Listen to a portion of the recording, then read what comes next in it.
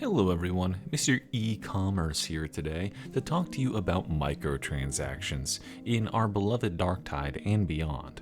Now, to give you my credentials on the issue, way back in 2006 at the ripe old age of roughly 14 or 15, I was privileged enough to have access to mommy and daddy's credit card. And of course, being a big Oblivion player at the time, I purchased myself what would soon become the most infamous online transaction maybe ever. Oblivion's horse armor. $250 for 3 lovely horse armor varieties. I thought it was an amazing steal. I loved having this new swag on my horse in the game that I was playing by myself. But little did I know that some 50 years later, we would be entering into a capitalist hellscape.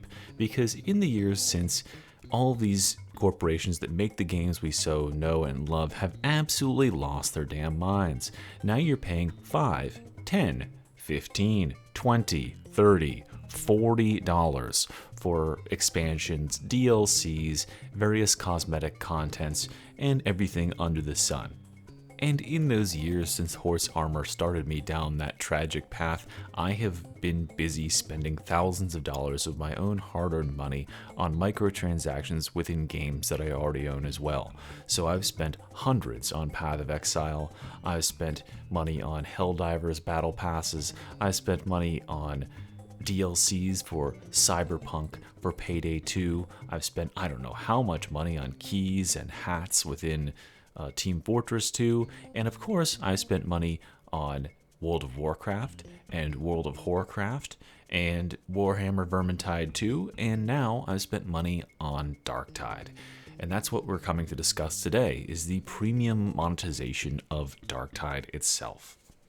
Now I say all this so that I can avoid the inevitable comments from the people saying, "You claim not to like microtransactions, yet you participate in them. Curious. Wet ass P word. Well, calm down now. I never said that I didn't like microtransactions. As with many things, it all comes down to the implementation. There's a couple of declarations I want to make here before we begin with this video, just so it's clear where I stand on these issues and what we're really talking about today. First and foremost, I support devs making money by any means that they see fit that customers will pay for.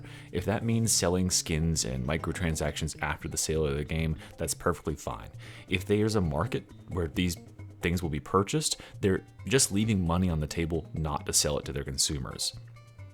In Darktide's case, I can completely understand the desire or even the need to have a premium market somewhere in the game in order to offset dev costs for the ongoing live service model this game employs.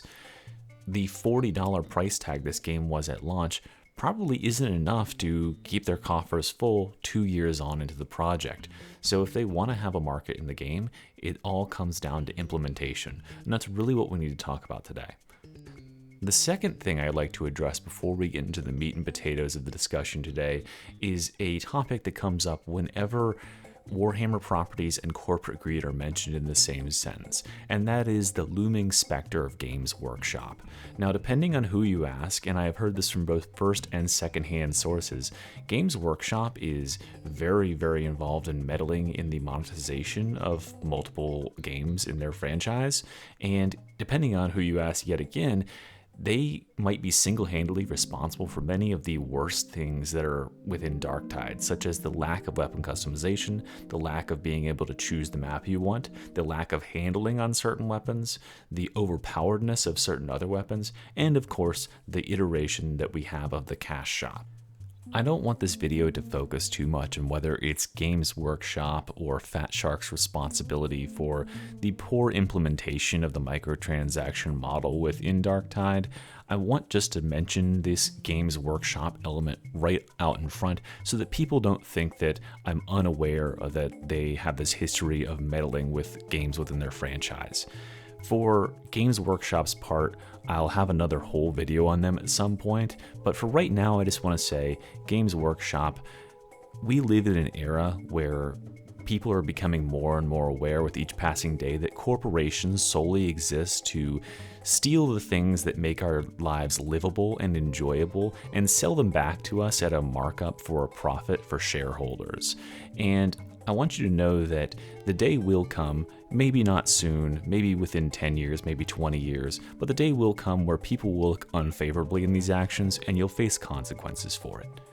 Being tyrannical and overly controlling with your IP and your copyright does no one any favors, least of all the devs who work very hard to make games that bring your universe to life, and especially fans that created works such as Astartes that were very, very popular and were shuttered by Games Workshop's efforts. Things like this put a really bad public image on Games Workshop, and it's these sort of actions that make you very, very likely to receive a visit from a certain angry Italian plumber. Waha, it's me, Mario. Oh, hey, Mario. We were just talking about your brother, Luigi. Oh, yes. He got into some trouble. He got locked up for killing a CEO. Waha. Yeah, I heard about that. That is pretty base, though. Yes, it is. Well, I come today to deliver a message. Oh, yeah? What's that, Mario? You should subscribe to Mr. E. He's a good YouTuber, and if you are not subscribed, I will make you pay. Oh, Mario, is that a threat? What's that in your hand, Mario? Oh, it's a gun. I 3D printed it. My brother may be locked up, but I am going to continue my vigilante justice. Okay, Mario, well, thanks for stopping by.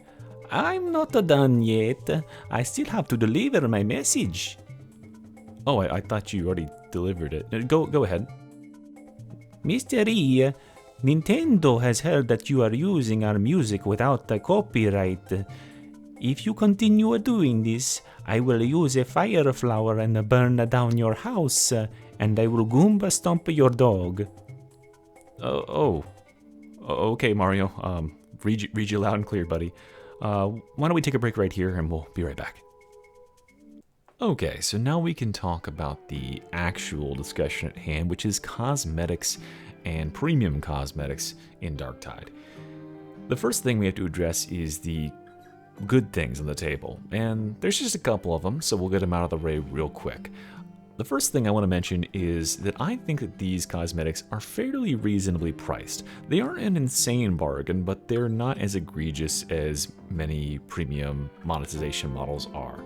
For example, a pack of 2,400 Aquilas is roughly, I think it's $11.49, and that buys you a full armor set of pretty much all of the premium armor is roughly 2,400 for the set. It's a little bit more, I think, if you buy it individually, but that to me doesn't ring any alarm bells. I'm a TF2 player at heart, so opening 4 crates, opening 5 crates is roughly that same price, and you're much less likely to get anything of value out of 5 crates than a guaranteed nice armor set of your choosing for $11.49. So I don't see any huge problem with the overall pricing of the items. We'll come back to the way that Aquilas are implemented. The second thing is that they have not implemented any other premium content in the game, non-cosmetic premium content, especially coming off of Vermintide 2, where there was DLC content, paid DLC content for maps, as well as paid DLC content for character classes and weapon packs. Many of these character classes and weapon packs also included huge power creep weapons.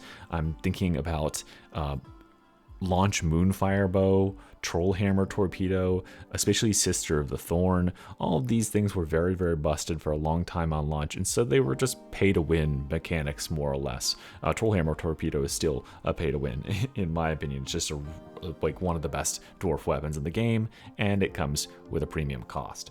These cosmetic packs or these premium packs for classes and stuff only costed a small amount of money, like $4 or $5 in Vermintide 2, so the cost wasn't the problem, but the fact that you had to pay any money at all to have access to all the weapons other people did, I think was kind of shitty, and I'm glad that they're staying away from that. The third thing that I actually like about this implementation is the Halouette character.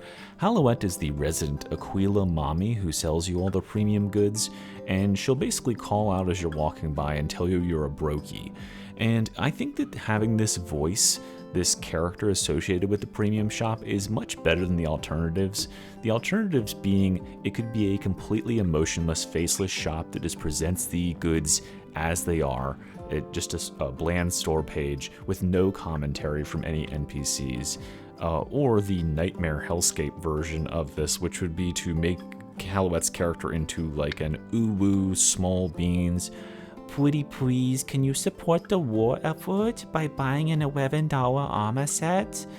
Thank you, Inquisition loves you sort of character. I'm very glad that Halouette has this sort of sardonic, almost brazenly avaricious character, and it does make me think that maybe when Fat Shark was designing this character, it was in some way a bit of a tongue-in-cheek pushback against Games Workshop, allegedly forcing this shop into their game, and so they said, well, if it's going to be in the game, we're going to have a character that pretty much is brazenly greedy as fuck. A Mr. Krabs type, if you will. No amount of being self-aware about your own anti-consumerist practices makes you immune to criticism about your anti-consumerist practices, though, so it's time to start talking about those. And where better to start than with the origins and history of the Aquila's shop. The Aquila's shop began being hated upon almost immediately upon the game's release, because when the game released, as you might have known from your own experience or from watching my rewind video, but the game was in a terrible state. Most of the content in the game was non-functional. Many of the talents, even though we only had 18 talents per class, were broken. There were tons of glitches and crashes. Performance was terrible. But one of the things that was implemented on the game on day one that seemed to work flawlessly was a fully fleshed out, art designed, and with things to purchase, cosmetic shop. And obviously this drew people's attention almost immediately. The overwhelming unanimous comment base was, this game is buggy and unfinished, but of course you know what is finished? It's the premium shop, which already has things for you to buy on day one of launch. And so that looked really, really bad. The second thing that looked really, really bad about it was that the Aquila's model was what they went with for money. If you don't know, Aquila's are a premium currency. You can purchase them with real dollars, and that currency, then you can purchase your gear. What happened when the game was launched was that the packs that Aquila's came in were very inconveniently sized for consumers, perhaps a little bit more conveniently sized for the people who were selling them to us. So you would either underspend and not get quite enough Aquila's for a second purchase, or you would overspend, getting enough and way too much for your first purchase. And this just meant that you were spending more money overall than you needed to if you had just been able to spend the $249 that it would take to buy that thing exactly. Now this was amended at some point, but not for a while, and people were very quick to point it out.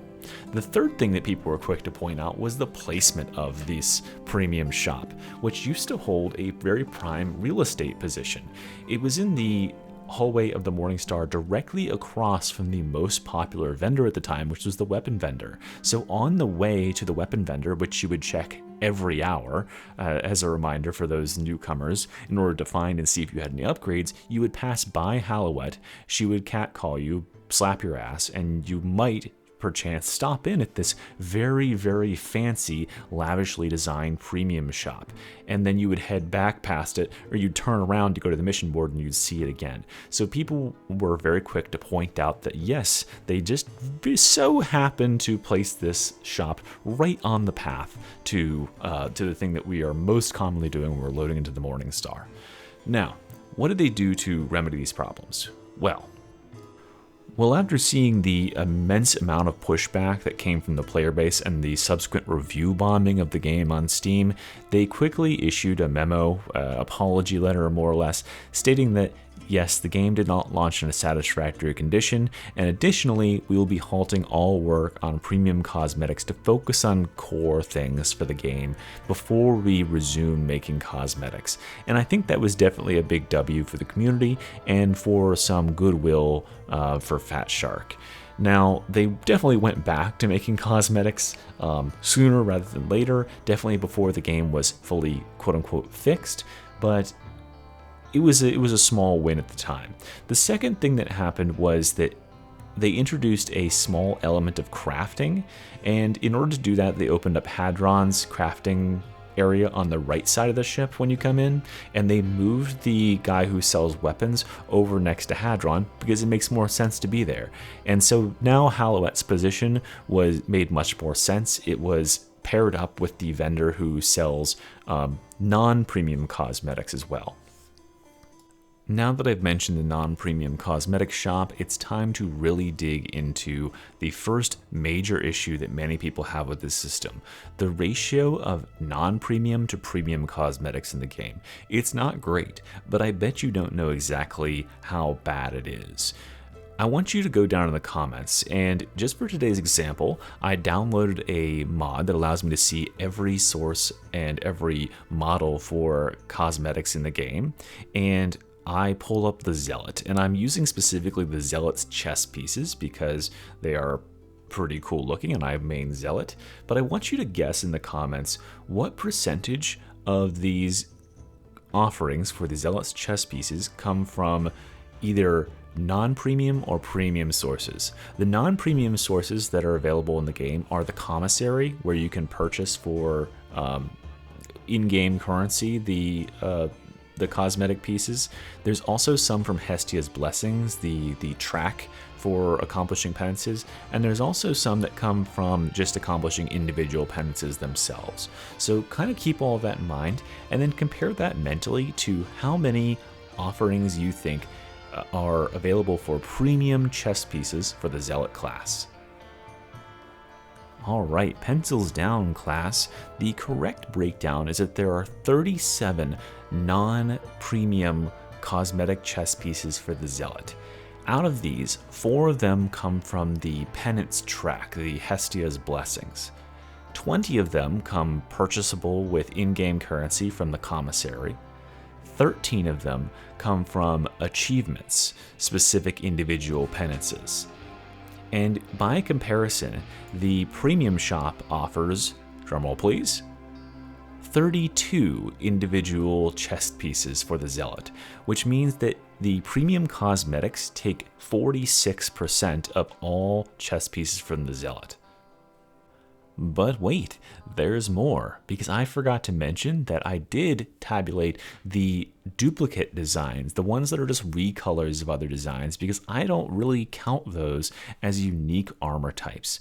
And out of the non-premium cosmetics, we lose 18 different designs because those are just recolors of all the other ones. There are only 9 unique armor models within the entire 20 that are in the commissary, and there are only 7 within all of the ones that you can get for awarding penances. Some of those are overlap with themselves, and some of them overlap with stuff in the commissary. So we end up only having 19 unique models that are available to non-paying paying players.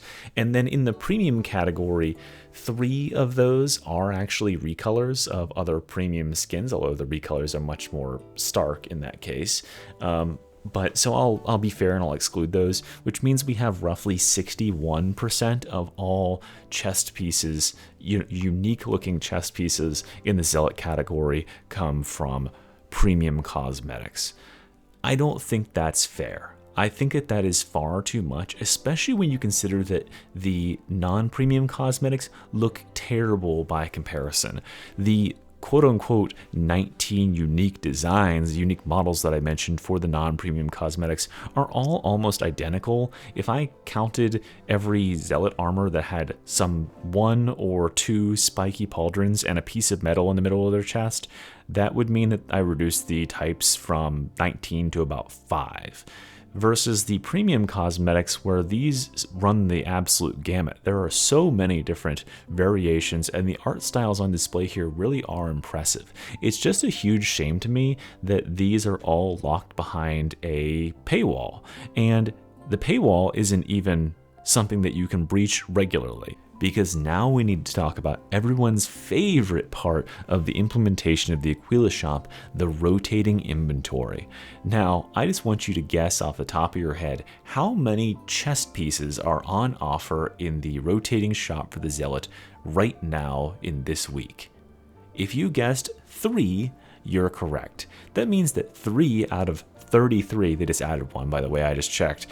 3 out of 33 choices are available this week, and the second big part that is a problem with this system is that it rotates progressively. It moves one set out every some amount of time, which is another issue we'll talk about in a second, and it rotates another one in.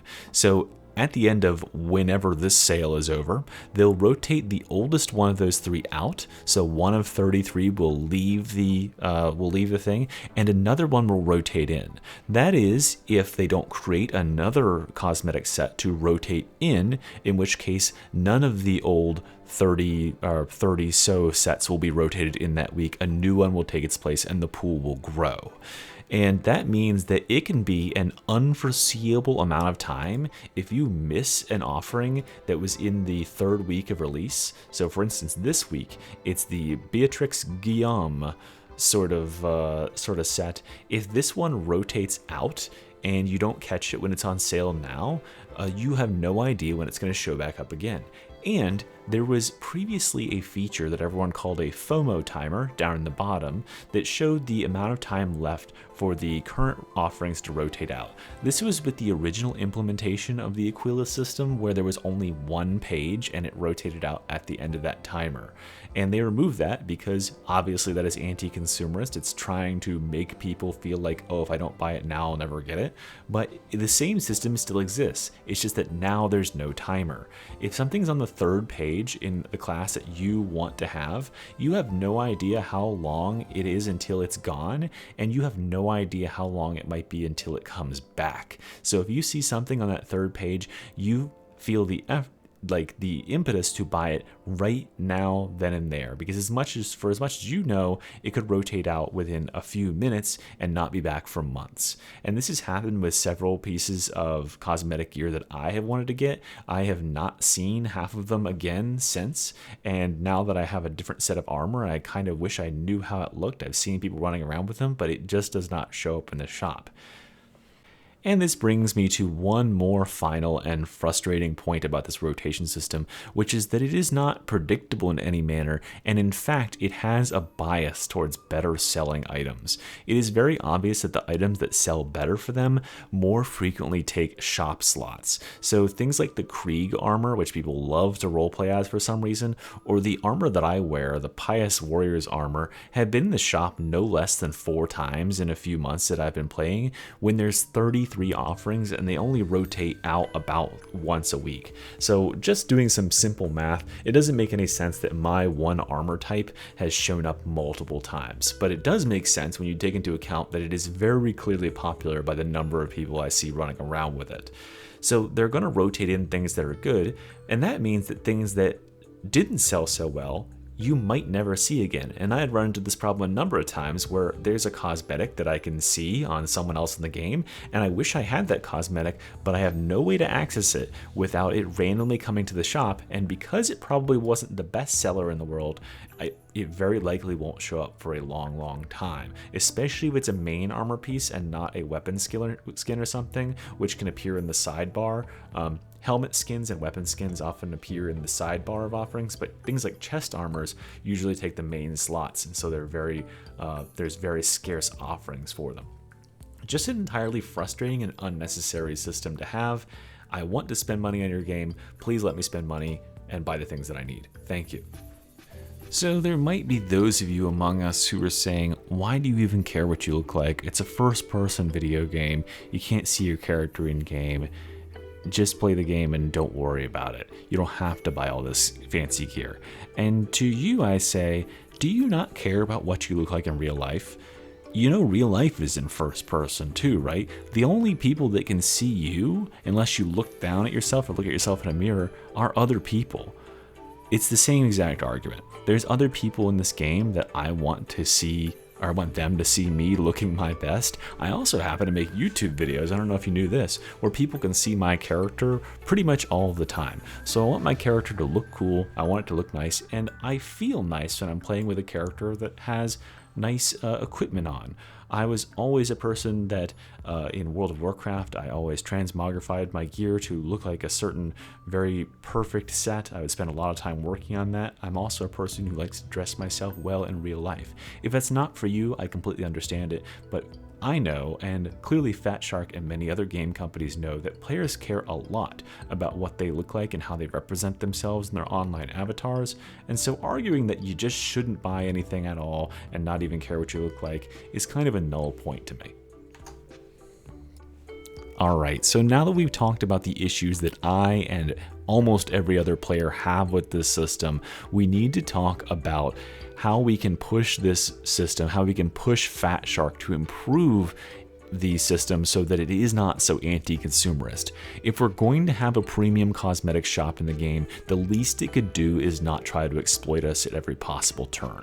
Now, I will carve out the caveat here yet again that I have heard that there is some element of Games Workshop meddling in why this shop takes its current form, so I have prepared a couple of different options for Fat Shark to take so that we can navigate around any sort of roadblocks that Games Workshop might throw up.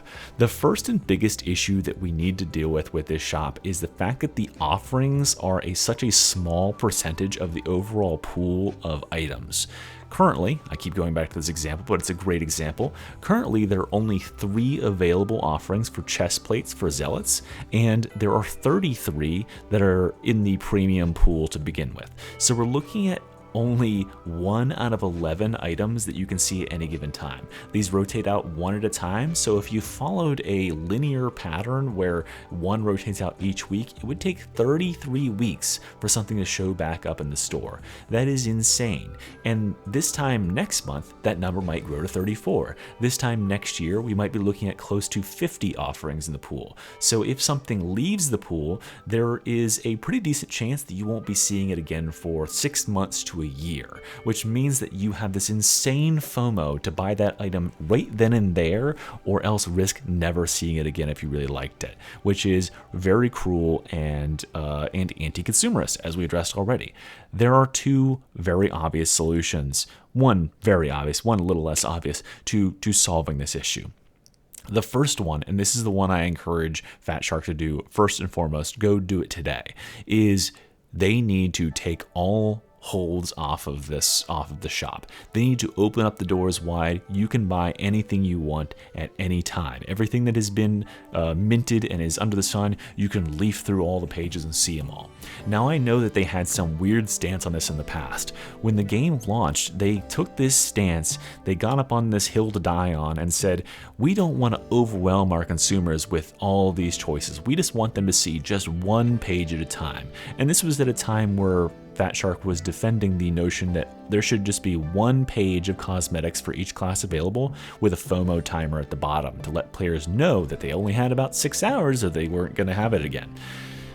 They somehow backed off of this idea, and now we have access to 3 whole slides at once. And insofar as I've heard, I haven't gotten any news about people having brain aneurysms from being overwhelmed by the options of 3 panels. And I must be mentally gifted. I must be fucking Charles Xavier, because I downloaded a mod that allows me to see all of the cosmetics in the game, and I looked at it for a couple of hours, and I didn't feel a single thing. I didn't even hyperventilate into a paper bag. It was just like looking at any other cosmetics menu for me in every other game I've ever played. So why not just do that, but put a price tag next to it, so that when I was looking through this and I saw at least 2 or 3 different armor items and I said, oh, I'd love to have that on my Psyker. Oh, but I can't buy it. Fuck me then, I guess. Very, very strange that that is not part of the game, and it absolutely should be. So please, Fat Shark, if you can, do that today. Now, I understand that there is some element of Games Workshop's fingers in this pie. That is what I've heard from several different sources. So if we can't do that, the other thing we could do is a modified version of that. We can still keep the shop with only 3 options. We can still keep the rotating inventory. However, we can reduce the size of the pool of items that feed into that inventory. And how we would do that is we would just move those items out and move them to other places in the game. Fat Shark has the data on what are the good and bad selling items. It's very clear to any person who's even casually observing that items that sell better in the shop, such as the Pious Warriors set that I wear or the Krieg armor, is very commonly showing up in the premium shop. There are things that I haven't seen more than one time in the years that I've played, and those items are primed for being removed from that pool and moved out into other sources of acquisition in the game. There are 3 other places that currently exist in the game, and I'm going to propose a 4th, that these items can be moved to. The 3 places that exist currently are the commissary, the place you can already buy your gear from. It's all shitty looking gear, but you can buy outfits from there right now for regular in-game gold coins. You can also get them from Hestia's Blessings, the penance track for accomplishing certain penance milestones. And you can also get gear items from accomplishing specific individual penances. So there's 3 places right there we can move these items out of this pool, maybe move the lowest performing 15 out of the pool and move them into stuff that you can acquire in game. And this serves 2 purposes. First, the aforementioned reduction of the pool so that only more desirable items show up in this rotation. And secondly, it gives players something to drive for, something to work for outside of the current gameplay loops. They have cosmetics that they can grind for now, because clearly there's not that many cosmetics available outside of the premium stuff. And how much money were you going to make on your lowest selling premium items anyway? Okay, so there's one more place that they could move these less desirable cosmetic items to, and this one's a little bit outside of the box because it doesn't currently exist as a venue where you can buy cosmetics, but it should, and that's the new Havoc game mode. Currently, as of time recording this, it's 4:17 p.m. Eastern Time, and I am looking at the Party Finder, and there are 4 games available in North America East. There's 9,300 players online. That does not bode well for Havoc, considering we're 2 weeks out from release, and it's just going to lose more and more interest as players accomplish their penances and get their 40s and dust their hands off saying they're done. So we could introduce something to the game mode outside of just more interesting gameplay that incentivizes players to play Havoc and group up and play Havoc. And that could be some of these less used cosmetics. Just throw them in there and have it so that when you complete a certain Havoc limit, Havoc level, say you complete a 30, you roll on a certain table and you get thrown a random cosmetic. There you go. That would be pretty damn simple. You could also do another really simple thing, which is put some Aquilas into the Havoc chests, because right now those Havoc chests award nothing but the currencies we already have in the game, and a lot of players don't really care about that stuff. So if you put a few Aquilas in there, you for certain will draw players to Havoc who are going to play it every week. This is a mechanic that Helldivers 2 uses to great success. They have multiple battle passes in the game. You can choose which battle pass you want to work on and work towards unlocking weapons and armor within that set. And you can unlock the battle pass and start progressing it through either buying it with your own money, or you can find that currency that's required to unlock it in-game. Each mission there's a chance to uncover some super credits, and you can collect enough across many different missions in order to purchase the battle pass and start getting that stuff all for free, which makes a lot of sense. That would absolutely work within the dynamics that we have in Vermintide, within Darktide, where we already have lootable cosmetics in the environment. Just hide some Aquilas out there, or make it so that accomplishing a mission rewards some Aquilas. If you're really scared of players cheesing missions and like speedrunning them in order to amass a certain amount of Aquilas, set a weekly limit. Or an even better idea is to use our existing weekly quest system and reward Aquilas instead. Because right now we have this guy named Darius Melk that does fuck all on the ship and awards you these milk bucks that you can't spend on anything of any value. You can roll randomly for some curios and you might get an okay rolled weapon, but he's pretty much useless. So why doesn't he just award 5 weekly quests, and if you accomplish all 5 you get something like 200 Aquilas? That's like $1 in actual value, and it'll incentivize people to do their quests every week, to save up for whatever cosmetic might be coming their way, to play the game more. You could have there be quests to accomplish Havoc goals within that. You could even reward bonus Aquilas for doing both Melk's quests and the Havoc goals for the week. all these are valid ideas, but I think at the fundamental core of all of this is that there should be some drip feed of Aquilas into the economy so that players can engage with this system more. There's so many players that are disadvantaged out there that cannot access the premium shop as it currently is, and we are not only fighting against the shop itself for access to the gear that we actually want to get, but then you have to remember you still need to pay $12 for stuff. And there are many players I know out there that, you know, they scraped together the money they had to purchase the game when it came out on PS5, but they might not want to spend another $11 on the game, but they for certain will sit down and play the game for 100 hours.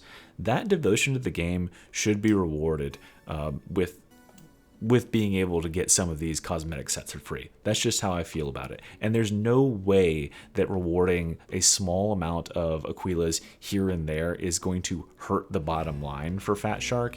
It will, if anything, incentivize people to buy some of the smaller packs to round off the value that they have in order to jump up and get that next cosmetic item. So that's just how I feel about it. So that's the end of my rant about monetization for the day, guys. I really just want to drill home one more time to Fat Shark. What started me on this path where I had to talk about this stuff was downloading the mod that made it so that I could see all of the different cosmetic items that are available and so much beautiful detailed artwork that went into these things, and then realizing that only 9% of them were available at any given time in the shop. Probably even less than that if we look at the overall number. And that problem is just going to continue to grow. At the same time, you've got a main game that's reward structure, albeit improved with the introduction of the Hestia's Blessings penance track, is really languishing and lacks lots of armor sets and cosmetic items that prove that you play this game, that you have invested time and effort in the game. One of my least favorite parts about running the armor that I currently do, which is what I think is the coolest looking armor in the game, is that all it shows is that I had $8 to spend.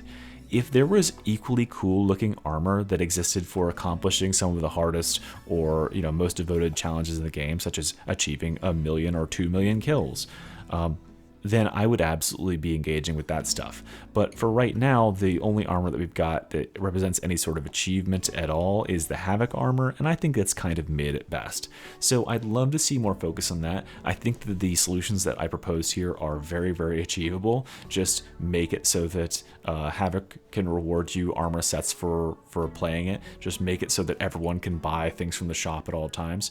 I look forward to hopefully seeing some of these changes in the next year, because yes, it has been 2 years since this monetization model came out. People have never been happy with it. I think it's time to revisit it and update it, because the number of whales that are out there to fish from has got to be dwindling, and we need to look for new ways to change the income stream for the game without just continually printing updated Krieg recolor sets. Alright guys, that's everything from me, Mr. E, for the day. I appreciate you watching. Let me know how you feel about this one down in the comments, if you're irritated by the cash shop or I'm overreacting, and I'll see you guys next time. Have a good one.